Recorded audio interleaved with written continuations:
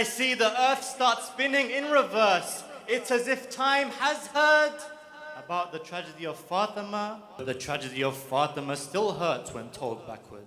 I see the moon inch back toward earth, and I see stars are moving clockwise. I see shooting stars returning. Everything grows young in this world. I see a door burning a light, a door where revelation ascends. I see Ali being dragged back toward the house.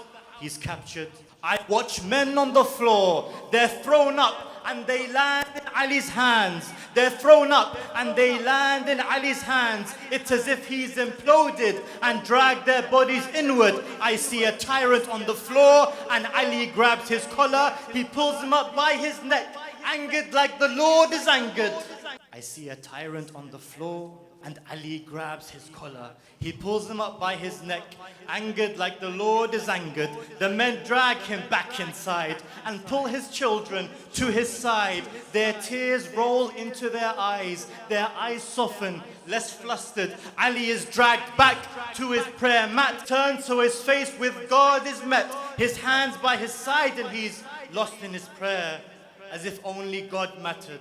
There are strange men in the house.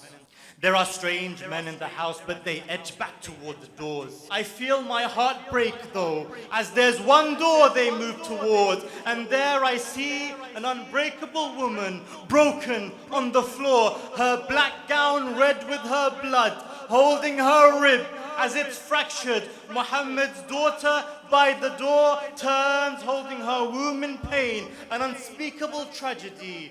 Narrated by spoken word, I see a young child's soul return toward the purest womb. And I wonder just how an unborn from this world departed. The men run backwards to the door. The men run backwards to the door, but one turns toward her, and I watch his foot meet with her womb, her unborn son, unmartyred. He runs backwards to the door.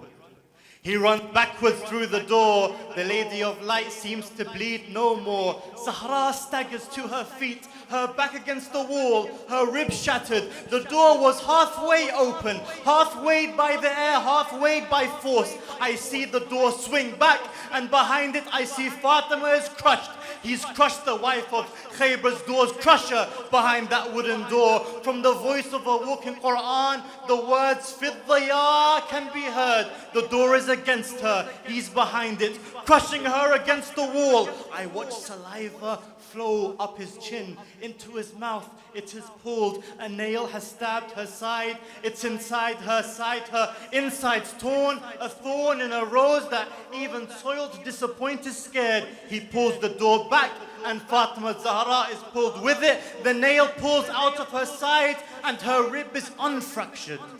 The door is slammed shut and she's thrown with it. Landing on her feet, stood behind it, defiant. To the fire from which it came, smoke is pulled back toward the door and downward. Fire retracts unnaturally, like a man becoming a baby. It runs back to his flaming torch, its rage calmed as it calmly flickered. Fatima stands defiant, and I hear him cry out, "What so?" More words sound like gibberish, but inside is Fatima, but I hear those words. I hear banging on the door, but it sounds obscure, like it's played backwards. Something terrible is about to happen. The heavens have shuddered. All that shouting, it becomes silence. All that shouting, it becomes silence. Fatima moves toward the den. Ali's hands move back towards his ears. Hu Akbar Allah are his exact words. Zahra's hands are in dua. I can't perceive what language she's speaking. She lowers her hands, but I know that before she even raised them, her dua was answered. She looks to Ali, she looks to her children. I watch the night flip back into day. She doesn't look at me, but she knows that I'm there. I lower my head. I can't make sense of time anymore. I ask her, "What did you pray for?" What did she say? "My child," she says, "I prayed for time to move forward." My child, she says, "I prayed for time to move forward."